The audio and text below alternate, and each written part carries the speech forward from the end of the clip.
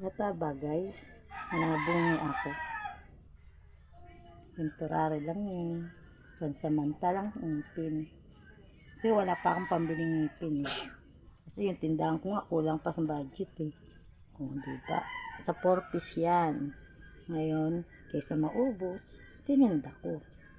Para may pambaon yung mga anak ko.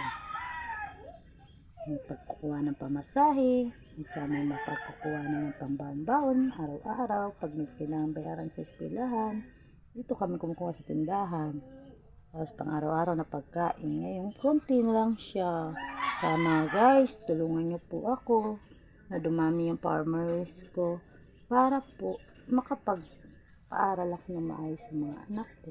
Kasi wala naman akong trabaho, ang asawa ko magsasaka. Alam niyo naman ang buhay, mahirap.